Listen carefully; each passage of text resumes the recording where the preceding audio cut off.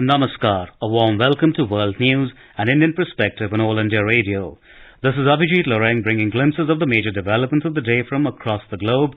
Over the next half an hour, we shall bring you the latest from the world of politics, economy, sports, entertainment and more. The headlines. Prime Minister Narendra Modi asserts that India's goal is wellness and welfare for everyone and making healthcare accessible and affordable. Centre approves establishment of 157 new government nursing colleges at a cost of 1,570 crore rupees in co-location with existing medical colleges in the country. Also gives note to National Medical Devices Policy 2023. External Affairs Minister S. Jaishankar reaches Colombia, addresses Indian community in Bogota. 3-day Y2 pre-summit under India's G20 presidency begins in Ladakh on Wednesday. Australia to host third in-person Quad summit next month. Bangladesh Army Chief General S.M. Shafiuddin begins his 3-day visit to India. China's President Xi Jinping speaks with Ukrainian President Volodymyr Zelensky on Wednesday. And in Dubai Badminton Asia Championship, PV Sindhu and Kidambi Srikanth advance to singles second round.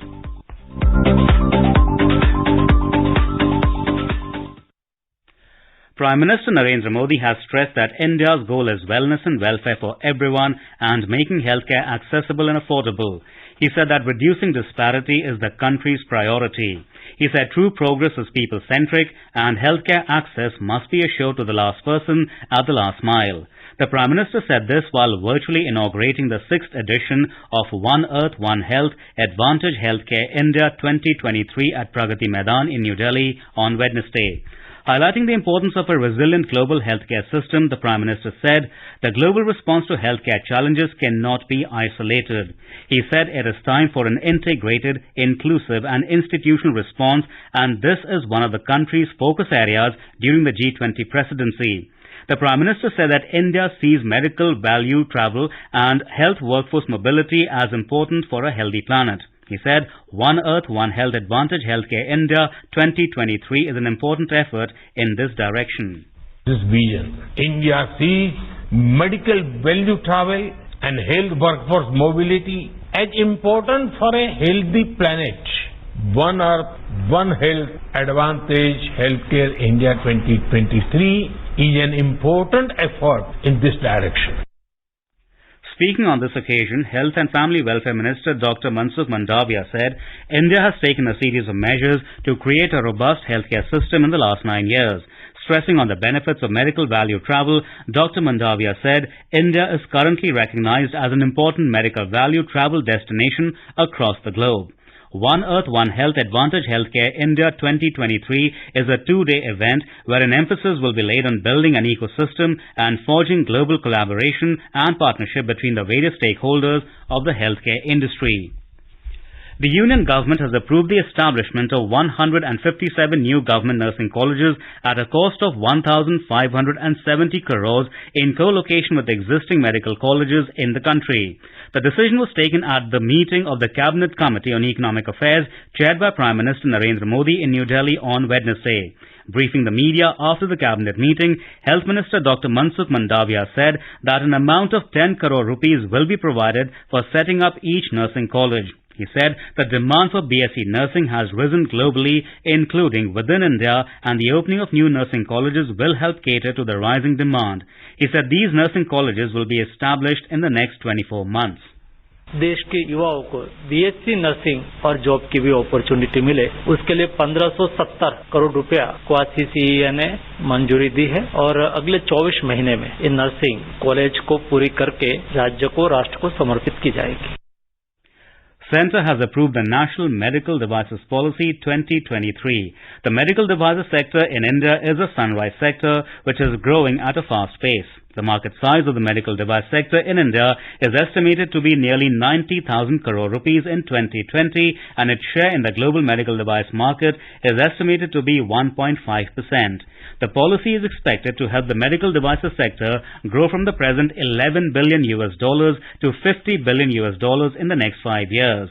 Addressing the media after the Cabinet Committee on Economic Affairs meeting, Union Health Minister Dr. Mansukh Mandavia said that the National Medical Devices Policy is expected to facilitate orderly growth of medical devices sector to meet the public health objectives of access, affordability, quality and innovation. He said this sector is expected to realize its full potential with strategies including building an enabling ecosystem for manufacturing along with a focus on innovation. Dr. Mandavia added that the policy will promote the medical device sector to grow further. Union Home Minister Amit Shah has said that Akashvani is the voice of people's soul of the country.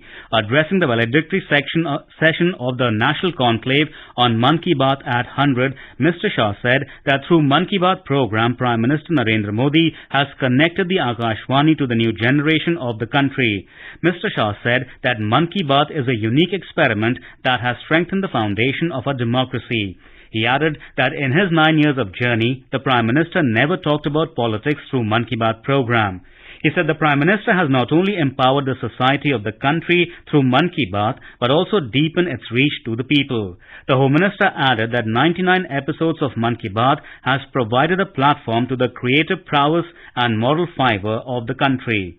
Recounting Prime Minister Narendra Modi's major contribution to Indian governance, he said that the Prime Minister has removed the politics of casteism, nepotism and appeasement from Indian democratic system and established the politics of performance. The Home Minister said that Mann Ki Baat has been a communication tool that has brought both an honest discussion about the challenges before the country, turned people into key stakeholders in the solution of these challenges and nudged them towards the solutions on the ground. He said the message of vocal for local also reached the countrymen through the monthly radio program. He also hailed the Mann Ki Baat program for its role in fighting the corona pandemic. Union Minister for Railways Ashwini Vaishnav said a positive alignment was created between the government and society after a change in the country's leadership in the year 2014. He said Prime Minister Narendra Modi used the radio as a medium of communicating to the people of the country. Information and Broadcasting Minister Anurag Singh also addressed the valedictory session of National Conclave on Mann Ki Baat at 100. He said currently Mann Ki Baat is broadcast in 23 languages and 11 foreign languages. He said it has proved to be a very effective medium of communicating to the people. In today's Hotspot section, we bring you a news commentary on Mann Ki Baat program, a big hit with listeners. A recent study commissioned by Prasar Bharati and conducted by the Indian Institute of Management, Rohtak, has found that 96% of India's population is aware of Prime Minister Narendra Modi's monthly program Mann Ki Baat, which is broadcast over the All India Radio Network. The study found that 1 billion people are aware of Mann Ki Baat and have listened to it at least once. The study also revealed that 23 crore 230 million people tune in to the program regularly, while another 41 crore, that is 410 million, are the occasional audience. Mann Ki Baat is a prestigious, unique and popular program on All India Radio. It was started on the 3rd of October 2014 and is broadcast on the last Sunday of every month at 11 a.m. on the entire AIR and DD network. The 30-minute program is completing its 100th episode on the 30th of April 2023. It is translated and broadcast by All India Radio in 22 Indian languages, 29 dialects and 11 foreign languages, apart from English. The IIM report delves into the reasons behind the popularity of the Prime Minister's radio broadcast and lists the most liked characteristics that hook people to the broadcast. A powerful and decisive leadership that establishes an emotional connection with the audience is cited as the reason for the immense following of the program. The Prime Minister has been credited by the population of the country as knowledgeable and having a sympathetic and empathetic approach. Direct engagement with citizens and guidance is also cited as a reason for the trust the program has established. The study has tried to gauge the impact Mann Ki Baat has had on the population of the 99 editions so far. It states that a majority of listeners have become aware of the governance process and 73% are optimistic and feel that the country is going to progress.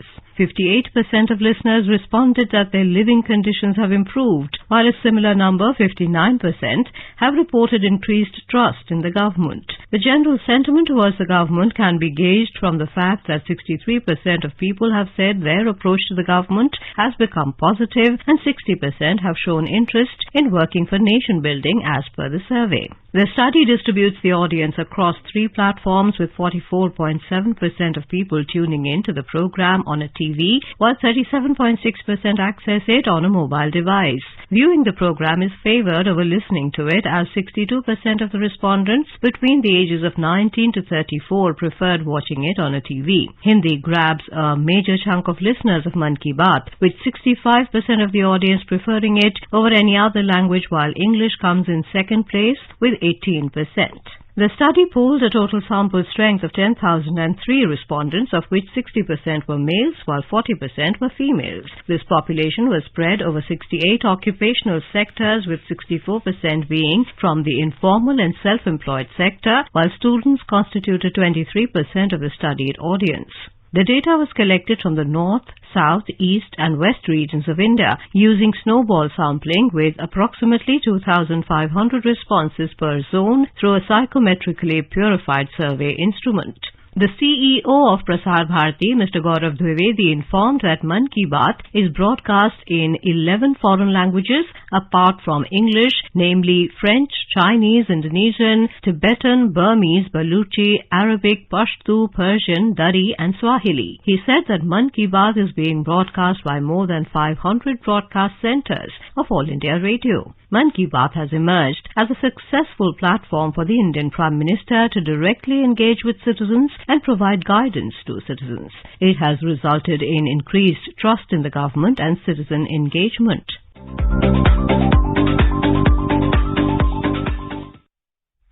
Well, this is All India Radio giving you the world news.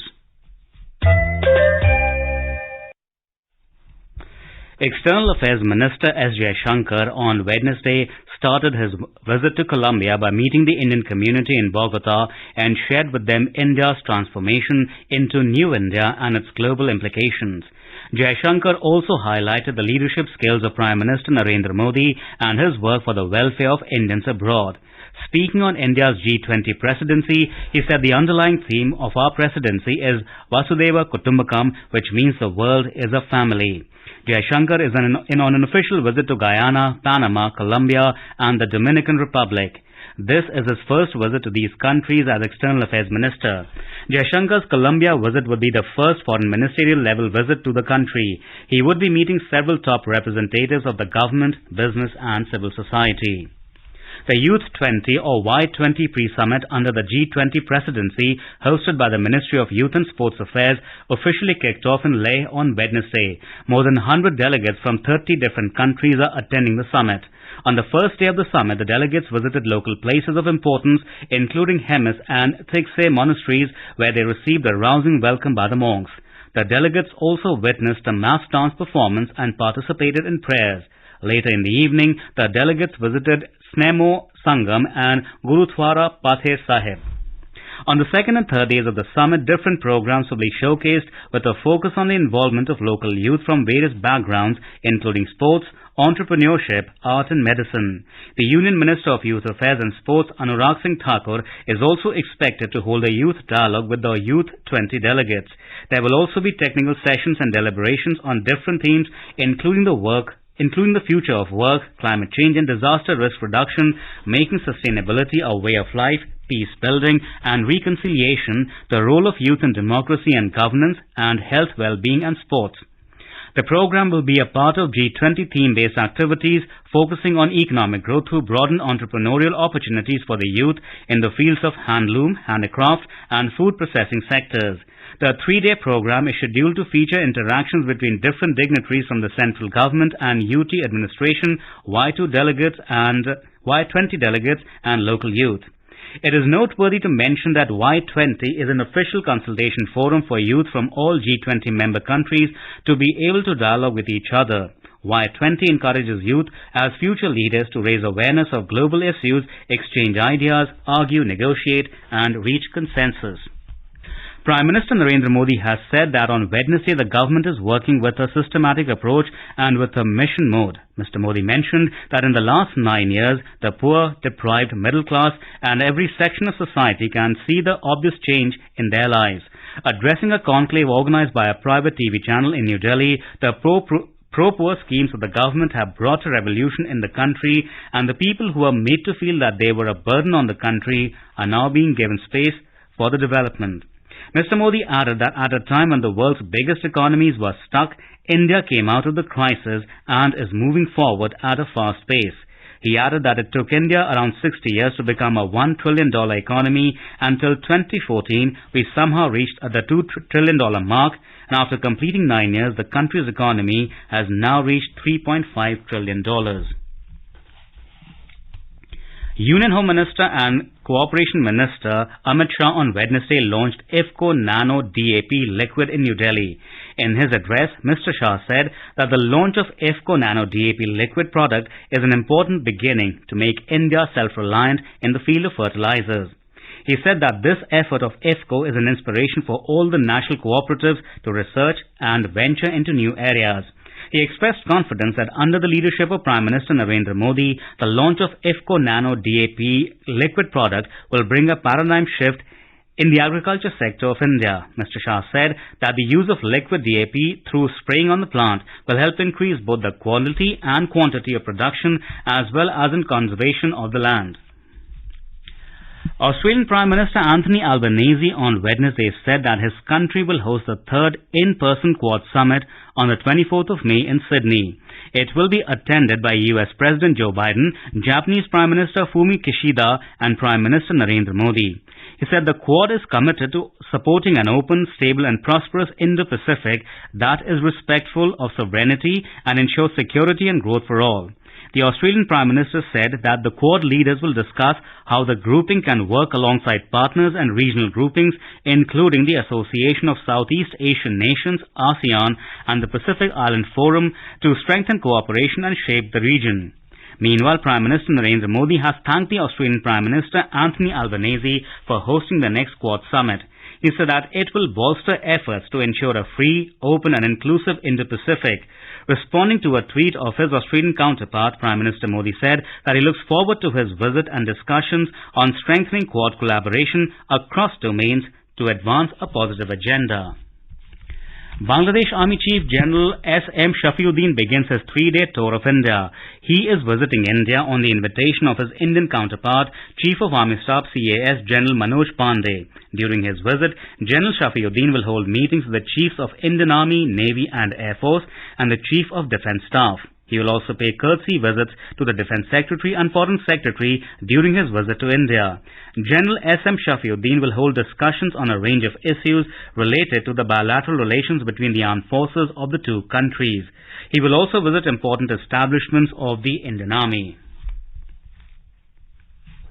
Bangladesh has formally issued the Permanent Transit Order, PTO, allowing the movement of goods from India through its territory using the Mongala and Chattogram ports. With the signing of the PTO, the deck has been cleared to start commercial operation of transit and transshipment from northeastern states to other parts of India using these two ports. It will drastically reduce the cost and time of transportation of goods between northeastern states and other parts of India. Goods prohibited by Bangladesh will not be allowed to be transported, and the transported goods can't be kept at Bangladesh's port for more than 7 days. Chinese President Xi Jinping spoke with Ukrainian President Volodymyr Zelensky on the phone on Wednesday, the first call between the two leaders since the start of the Russia-Ukraine conflict. In a tweet, Zelensky said he believes that this call, as well as the appointment of Ukraine's ambassador to China, will give a powerful impetus to the development of bilateral relations. Chinese state broadcaster reported that during the call, Xi told Zelensky talks and negotiations were the only way out of the war. In February, Beijing unveiled a 12-point paper calling for a political settlement to the crisis in Ukraine. Under Operation Kaveri, the first flight carrying 360 Indian nationals evacuated from Sudan arrived at New Delhi this evening. Under Operation Kaveri, the Government of India is working relentlessly to evacuate Indian nationals from Sudan and bring them home safely. Saudi Arabia on Wednesday evacuated a total of 1,687 people from Sudan, including its own citizens and nationals of 58 other countries.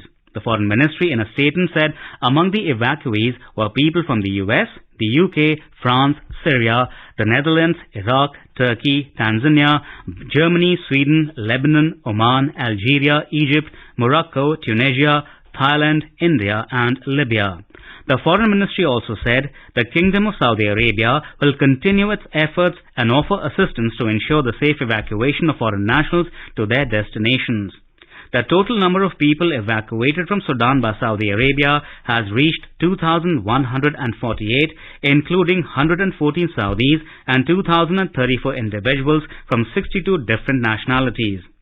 The conflict in Sudan between the Sudanese army and the Rapid Support Forces RSF has been going on for over a week, resulting in more than 400 casualties and over 3,500 injuries since the 15th of April.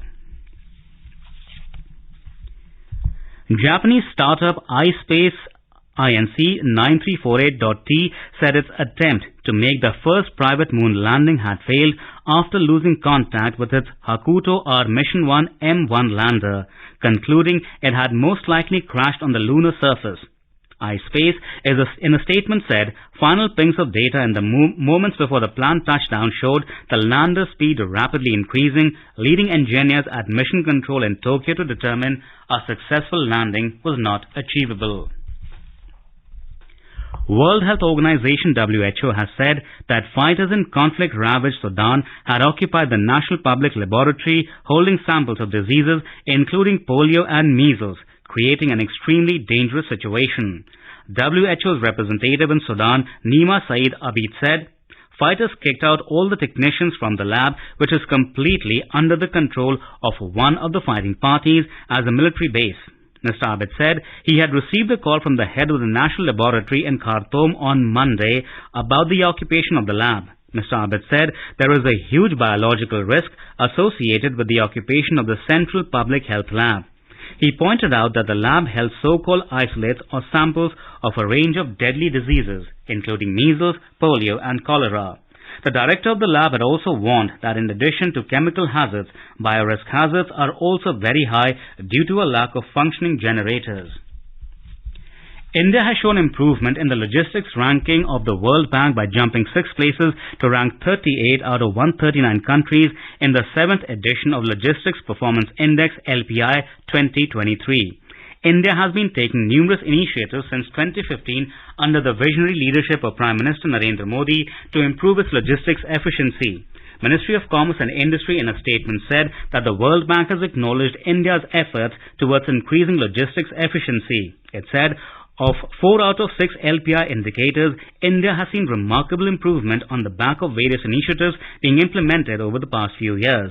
The ministry said that this is a strong indicator of India's global positioning, with this development being powered by government's focus on reforms for improving logistics infrastructure. In September last year, the Prime Minister launched the National Logistics Policy NLP, which acts as a guiding document for states and UTs seeking to formulate logistics policy. So far, 19 states and UTs have notified the logistics policy. The policy is centered around the upgradation and digitization of logistics infrastructure and services. Defence Minister Rajnath Singh will chair the Shanghai Cooperation Organisation SCO Defence Ministers meeting on Friday in New Delhi. Defence Ministers of China, Kazakhstan, Kyrgyzstan, Russia, Tajikistan, Uzbekistan will participate in the meeting. India has invited Belarus and Iran, currently observers in SCO, to participate in the SCO Defence Ministers meeting. Defence Minister of Pakistan would be participating virtually. The ministers will discuss matters related to regional peace and security, counter-terrorism efforts within SCO, and an effective multilateralism. Ministry of Defence in a statement said that Mr. Rajnath Singh will be holding bilateral meetings with the participating defence ministers tomorrow and on Friday, where bilateral defence-related issues and other matters of mutual interest will be discussed. India has ancient civilizational, cultural and spiritual ties with the SCO member countries. India's membership of SCO in 2017 was therefore a reaffirmation of New Delhi's keenness to deepen these historic ties. India considers SCO as an important regional group to promote multilateral political, security, economic and people-to-people interactions in the region. Prime Minister Narendra Modi has congratulated Prime Minister Benjamin Netanyahu and the people of Israel on their 75th anniversary of independence. In a series of tweets, the Prime Minister expressed his wishes to Mr. Netanyahu and the citizens of Israel. The key domestic indices on Wednesday logged modest gains. The BSS Sensex closed above 60,300 points, while the NSE Nifty settled above 17,800 level. Both stocks were up even as cues from global share markets were negative. The rupee appreciated 15 paise against the US dollar. A report from the business desk. The Sensex added 170 points or 0.28% to finish at 60,301. Nifty at the National Stock Exchange also rose 44 points or 0.25% to end at 17,813. Asian stock markets ended down except Hong Kong's Hang Seng, which added 0.7%. Japan's Nikkei 225 tumbled 0.7% and South Korea's Kospi index fell 0.2%.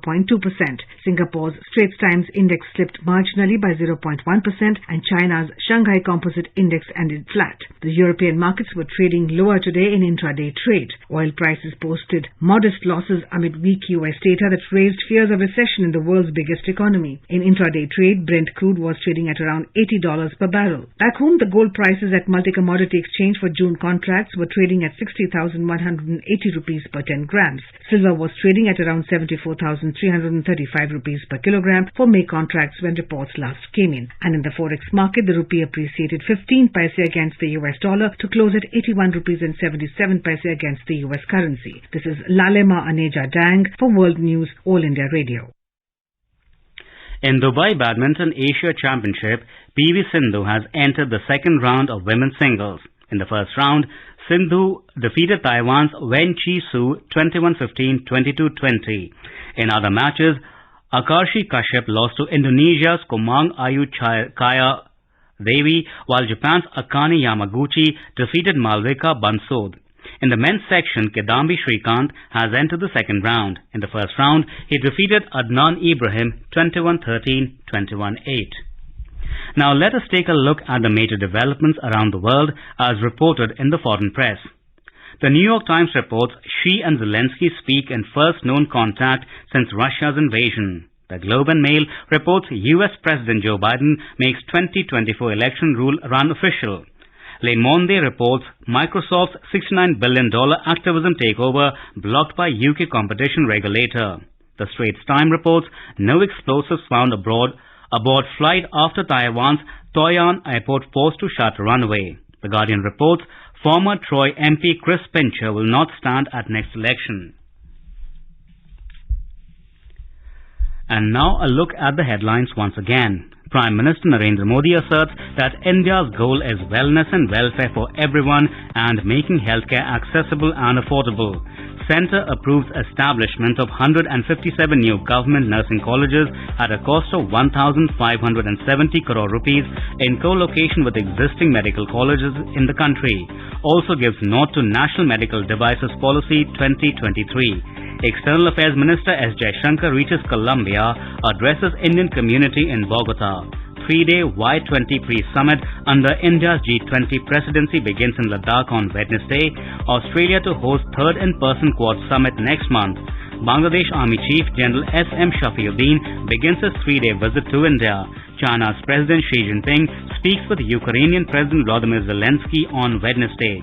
And in Dubai Badminton Asia Championship, PV Sindhu and Kidambi Shrikant advanced to singles second round. And now before we end, let us listen to Mahatma Gandhi's favorite bhajan, Vaishnava Jan by artists from Tanzania.